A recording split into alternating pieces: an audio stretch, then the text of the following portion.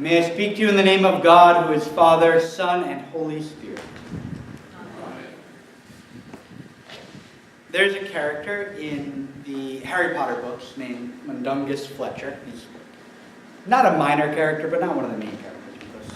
He's a supporting role character. And he is essentially one of the good guys, but he's not really. He helps them out occasionally, but often causes more trouble than he helps. And that's because, excuse me, that's because he's always looking out for himself. He's always trying to take advantage of whatever chaos and disarray is going on to see that he gets an upper edge in something, to see that he can make a little bit of profit. He can be coerced into helping the good characters, but more often it's more trouble than it's worth, and more often he causes some sort of problem that has to be solved. That's why he's a character in the book. They need those problems to happen for the story to go on. But he's a great example of a way we could read Ephesians today. There's that line, make the best of the times, for the days are evil. If we were to read just the portion we had today and not have what we've been hearing over the past couple of weeks, last week we heard, don't let any evil talk come out of your mouths, don't lie, don't steal.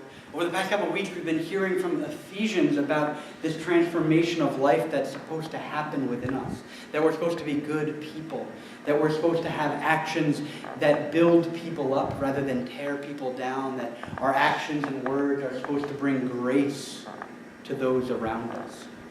If we read today's piece without that and just hear those words, make the best of the times, for the days are evil, we could hear it as a support for the way that Mundungus Fletcher acts. We could hear it as a support for going out and taking advantage of the brokenness, the sinfulness of the world, and doing whatever we can for our benefit. Making the best of the times for ourselves because it's already broken out there.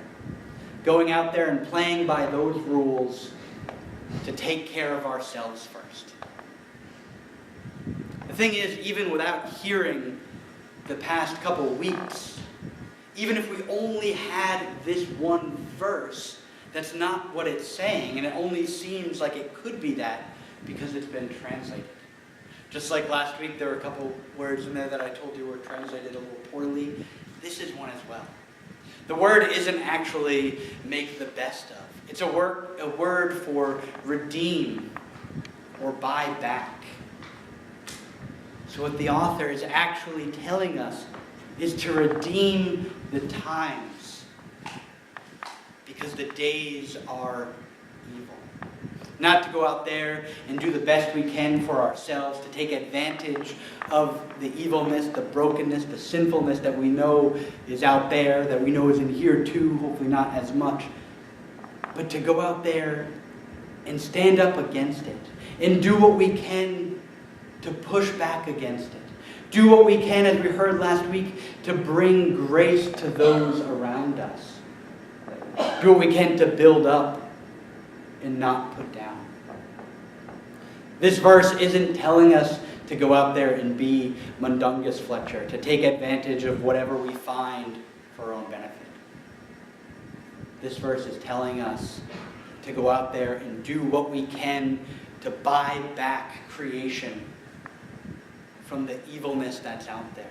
Buy back creation from the sinfulness and brokenness that has taken a hold. As I was thinking about this, I was reminded of two things that are kind of connected, so you're going to hear both. The first is something I heard about Disney and their parks. That they don't hire, they hire people, but the people they hire to clean up around the parks, they don't have dress and look like custodians or janitors. They're not pushing the carts with the little brooms. You might see some of those for special messes, but they also have other people walking around looking like tourists, walking around just noticing where there's a little bit of trash on the ground, picking it up and just nonchalantly putting it in the trash. The idea behind that is they need less people if they do that. Because say we're all at Disney, say we see someone pushing one of those carts with the little broom and the dustpan on the stick, we're going to see them picking up trash and we're going to not think about any trash we see, right?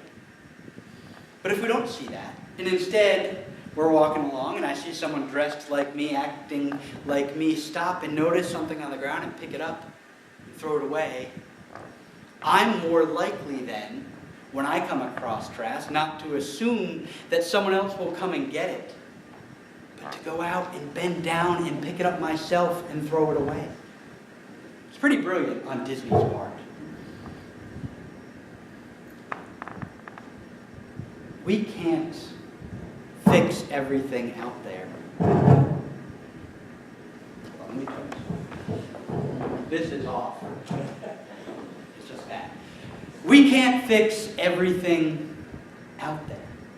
The brokenness, the days that are evil are bigger than any one of us. But we can do a little bit. We can go out and we can pick up one piece of trash off the ground, and it might not fix all the problems out there. But our little patch of creation will be a little bit better for it.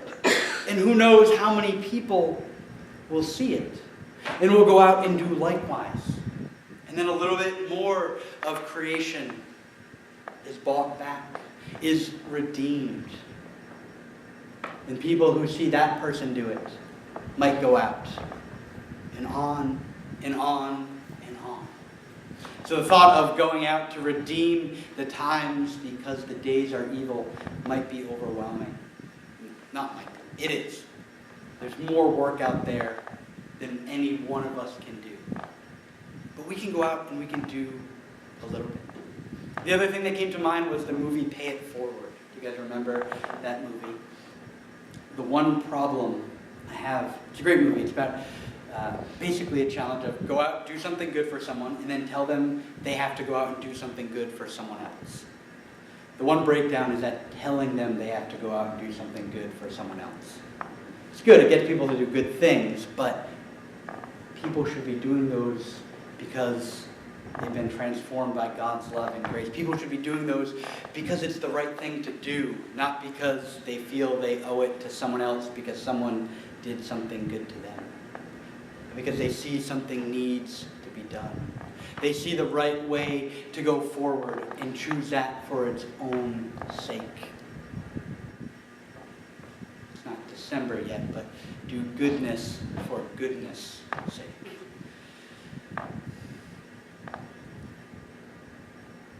We're not called to go out and take advantage of whatever problems are out there to situate ourselves better, to take care of ourselves better. We're called to go out and notice where there are problems. Notice where the days are evil, where there is sinfulness and brokenness. And we're to do what we can to redeem that, to buy that back, to fix that, to restore creation to what God originally intended for it. Don't get overwhelmed by that. Think about the Disney janitors. Just do a little bit.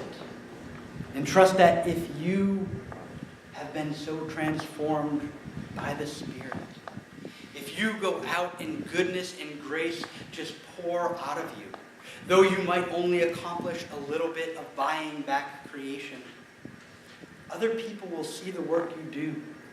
And they'll be intrigued. And they'll go out and do likewise. Maybe not everyone who sees it, but some. And so on. And so on. And so on. This past week I was at ECC as one of the chaplains, and part of the daily schedule is chaplain's time. You get the whole camp to come. It used to be an hour, it's a half hour now, but you get the camp captivated by, well, they're teenagers, they're not really captivated, but they're in the room with you, or the barn. They could at least be looking at you, they might not be paying attention. And it's up to the chaplains to fill that time with whatever you want to do.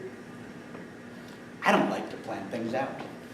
I like to show up and do things, so it's not my favorite part of the time as at being at camp, because I have to fill 5 days worth of stuff. Not whole days, but 5 blocks. So one of the things I really like doing, especially with the teenage groups, is just going and putting a chair in the middle of them and sitting down and saying, what questions do you guys have? You have a priest before you. Ask me what you want to know. And more often than not, we hear back that that's the part of chaplain's time they like the best. But when we were there this past week, one of the kids asked me, I believe his exact question was, do you ever get hated on? What he was asking was, am I ever given a hard time for being a priest? Am I ever given a hard time for living out my faith so visibly? Am I ever given a hard time for being a Christian?